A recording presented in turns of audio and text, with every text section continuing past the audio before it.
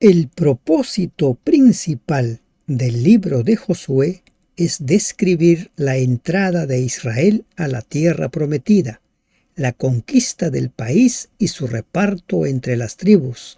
Este propósito subraya el mensaje del libro, a saber, la fidelidad de Dios al cumplir la promesa de tierra que le hizo a Abraham. El libro enfatiza así la fidelidad de Dios a las promesas de su pacto. El libro de Josué señala la transición entre el liderazgo de Moisés y el de Josué. Comienza con la historia de la entrada de Israel en la tierra prometida y termina con el establecimiento del pueblo de Dios en ese lugar.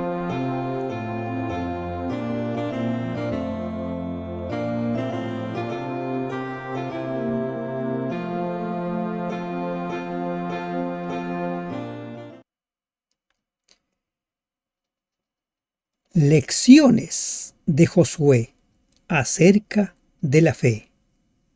Bendito Padre que estás en los cielos, nos dirigimos a ti, Señor, para suplicarte que nos dirijas en el estudio de la lección.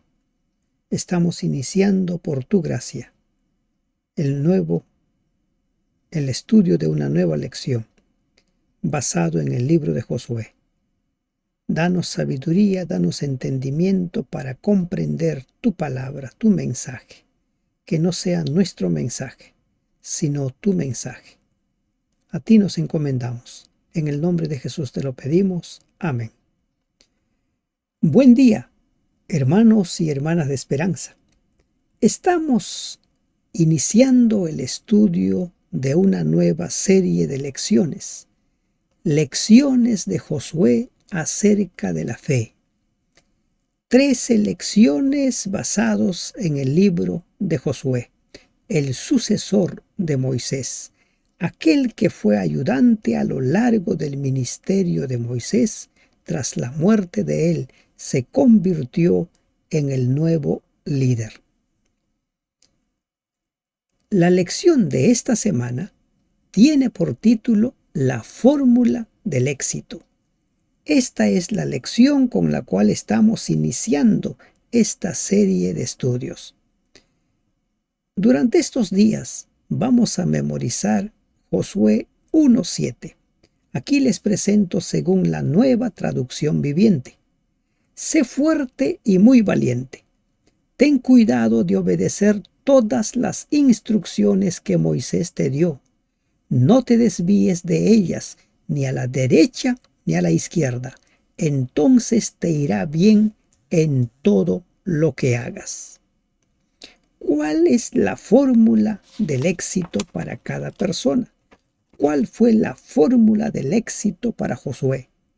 ¿Puede funcionar con nosotros? El objetivo del estudio de esta lección, analizar la manera en que Dios inauguró un nuevo capítulo en la vida de Israel y cómo puede hacer lo mismo en nuestra vida. ¿Puede aplicarse las lecciones del Josué a nuestra vida? ¿Es posible?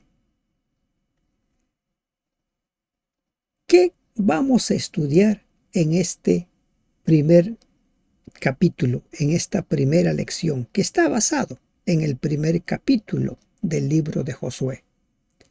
Recuerden que Moisés había liderado a su pueblo 40 años. Durante 40 años estuvo liderando a ese pueblo en el desierto. Empezó a liderar el pueblo a los 80 años y terminó su trabajo a los 120 años. Moisés no ingresó a la tierra prometida, se quedó en la puerta. Antes de emprender la conquista, tanto el nuevo líder Josué como la nueva generación son llamados una vez más a confiar plenamente en Dios. Así como sus padres fueron llamados a confiar en Dios, ellos son invitados a confiar en Dios. Esta nueva generación no era ajena a la historia. Ellos, si bien es cierto aún eran niños, vieron las maravillas que Dios había hecho en favor de su pueblo. Mientras la generación actual, nosotros, se encuentra en la frontera de la Canaán celestial, el llamado divino todavía resuena poderosamente. ¿Y cuál es ese llamado divino? Solamente esfuérzate y sé muy valiente. Cuando Dios le pide a Josué que se esfuerce y sea muy valiente, le está pidiendo que busque los éxitos basado en su fuerza, en su capacidad. No. Josué debía esforzarse y ser muy valiente para confiar en el liderazgo de Dios, para confiar en la mano de Dios, para mantenerse en pie cuando todo parezca imposible. Por ejemplo, el cruce del Jordán. Por ejemplo, la conquista de Jericó. ¿Cómo poder cruzar el Jordán en esas condiciones? ¿Cómo hacer para que esas murallas caigan?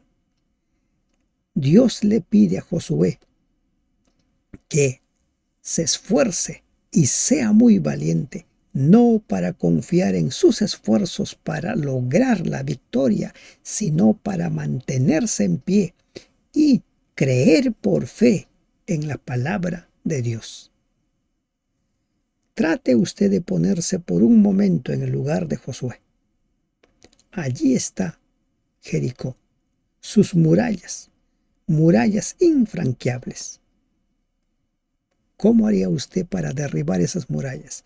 Se dice que las ciudades de Canaán eran tan inexpugnables que ni el poderoso imperio egipcio pudo derrotarlos. Ahí puede tener usted una idea de por qué Dios le pide a Josué que se esfuerce y sea muy valiente. Un nuevo Moisés, un nuevo líder. Cuando Dios decidió que Aarón y Moisés no entrarían a la tierra prometida, Dios le anunció esa decisión a Moisés y Aarón. Y lo primero que hizo Moisés es pedir que el Señor nombre al nuevo líder. Moisés oró para que Dios nombre a ese nuevo líder y Dios le dijo que el elegido era Josué. En el primer capítulo de Josué, Moisés es mencionado 11 veces y su nombre aparece repetidas veces a lo largo del libro. La influencia de Moisés se daría por largo tiempo. El liderazgo que él tuvo no se volvió a repetir. Aconteció después de la muerte de Moisés, siervo de Jehová, que Jehová habló a Josué, hijo de Nun, servidor de Moisés. Es interesante la forma como se presenta aquí a Moisés y a Josué. Había muerto Moisés, siervo de Jehová. Moisés era el siervo de Jehová. Pero Josué aún no es nombrado como el siervo de Dios. Recién al final de su ministerio se nombra a Josué como siervo de Dios. Aquí es nombrado como el servidor, como el siervo de Moisés. Muchas son las similitudes entre los dos líderes, pero también hay grandes diferencias. La primera similitud, Dios se les apareció. A Moisés se le apareció en la zarza. A Josué se le apareció como el general del ejército de Dios. Y ambos son llamados a quitarse las sandalias de sus pies. Ambos. Tanto a Moisés como a Josué se le dice que se quiten la sandalia de sus pies porque el lugar que estaban pisando era tierra santa. ¿Y qué es lo que hacía santo el lugar? La presencia de Dios. En todo lugar donde Dios se manifiesta, ese lugar se convierte en santo. Si en el lugar donde usted congrega Dios se manifiesta, ese lugar se convierte en un lugar santo. A ambos Dios les prometió que estaría con ellos, que Él iría delante. A Moisés le prometió que Él sería quien derrote a Faraón, y a Josué le promete que Él sería quien derrotaría a los poderosos ejércitos. Ambos celebraron la Pascua. Moisés para dar inicio al éxodo, a la salida de Egipto, y Josué el inicio de la posesión de la tierra. A ambos se les pide que celebren porque la Pascua significa que ellos son salvos, son victoriosos por la sangre del Cordero. Ambos pasaron en seco por el agua. Moisés y su pueblo por en medio del Mar Rojo y Josué y su pueblo por el cauce del río Jordán. Ambos también tuvieron otra manifestación. Con uno vino el maná, con el otro cesó. Dios había anunciado que el maná caería hasta el tiempo en el cual ellos empezaran a cosechar y pudieran comer del fruto de la tierra. Y hemos visto ya en el estudio diario que tenemos que no fue el primer año, recién el cuarto año. El primero, el segundo, no debían comer porque era considerado todavía inmundo, porque esas tierras no estaban aún purificadas. Y una última similitud, ambos enviaron espías. Moisés envió 12 espías, Josué envió 2 espías. Con la diferencia de que esos 2 espías volvieron y no pusieron al pueblo en contra de Dios ni de Josué. Aunque el primer capítulo de Josué registra la transición entre los 2 grandes líderes de Israel, ninguno de los 2 es el verdadero protagonista del libro. El personaje más importante es el propio Dios, cuyas palabras dan inicio al libro y cuya conducción es el tema dominante. No hay dudas acerca de quién era el verdadero líder de Israel. Uno de los problemas por los cuales Israel se rebeló contra Dios al pie del Sinaí y levantó un becerro de oro es porque veían en Moisés como el único líder. No veían a Dios como el líder. Si nosotros vemos a los líderes humanos como nuestro líder, también cometeremos muchos pecados, fracasaremos en nuestro avance. Dios es el líder. Él es el líder. ¿Cuál es la estructura del libro de Josué? El libro de Josué se resume en esas 4 palabras que tiene aquí la diapositiva. Pasa, posee, reparte, sirve. Esa es la estructura. Pasar, poseer, repartir, servir. Mi siervo Moisés ha muerto, le dice a Josué. Él ha muerto. Ahora tú eres quien va a sucederle y tú vas a hacer ingresar al pueblo.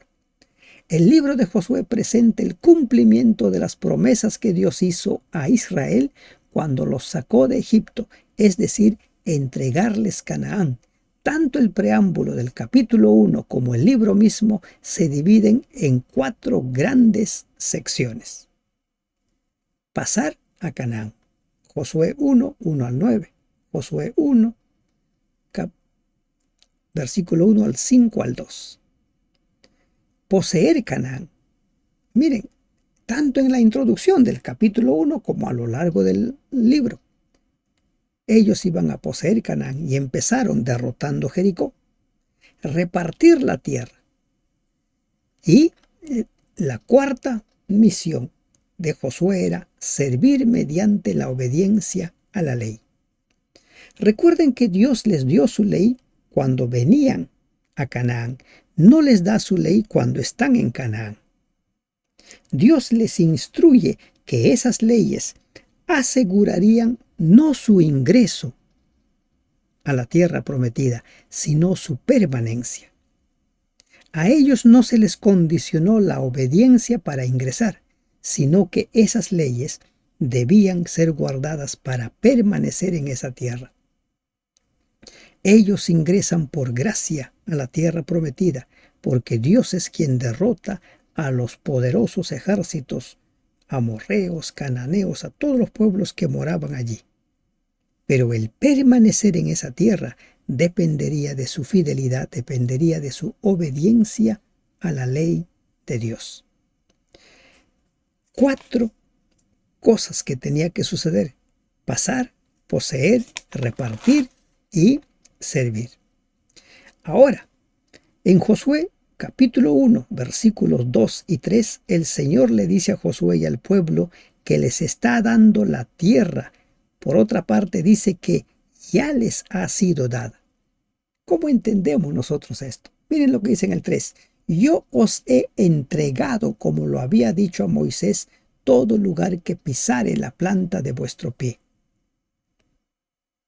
Para Dios las cosas están consumadas porque no hay nadie, no hay nada que impida que Él cumpla sus propósitos. Había hecho la promesa a Abraham de entregar a su descendencia y lo cumpliría.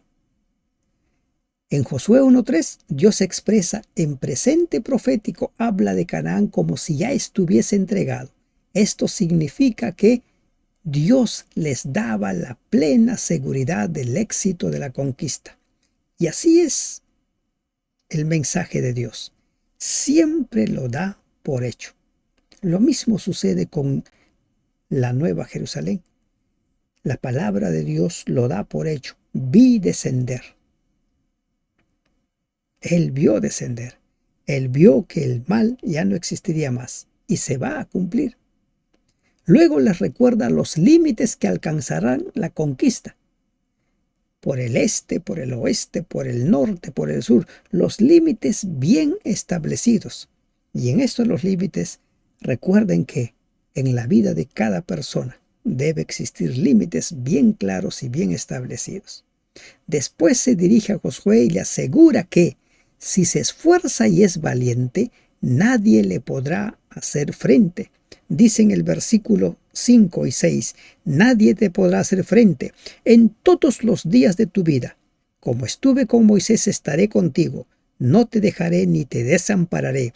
Esfuérzate y sé valiente, porque tú repartirás a este pueblo por heredad la tierra, la cual juré a sus padres que las daría a ellos. Pero, así como Moisés tuvo muy claro, Josué debía tener claro: la victoria no residía en el esfuerzo de él, sino en la presencia de Dios. Dios le aseguró, como también le aseguró a Moisés, como nos asegura a cada uno de nosotros, que Él estará con nosotros para darnos la victoria. Esfuérzate y sé valiente para creer en Dios, para confiar en sus promesas, para no tambalear, para no retroceder cuando las cosas parecen difíciles o muy complicados. Esfuérzate y sé valiente. No es un llamado la salvación por obras, no es un llamado a confiar en su capacidad para vencer, sino un llamado a confiar en Dios. Mira que te mando que te esfuerces y seas valiente. No temas ni desmayes, porque Jehová tu Dios estará contigo en donde quiera que vayas. Antes de pedirle a Josué esfuerzo y valentía en la batalla, Dios le pidió esfuerzo y valentía para obedecer la ley. Versículo 7. Esfuérzate y sé valiente. Y en el 6 también le pide que se esfuerce y sea valiente. ¿Para qué? Para confiar en que Dios estará con él, así como estuvo con Moisés. Y Josué fue testigo de la forma como Dios se relacionó con Moisés. ¿Cómo es que ellos hablaban como si fueran dos amigos? Así también hoy Dios nos pide que nos esforcemos en guardar su ley. Apocalipsis 14:12. Aquí está la paciencia de los santos.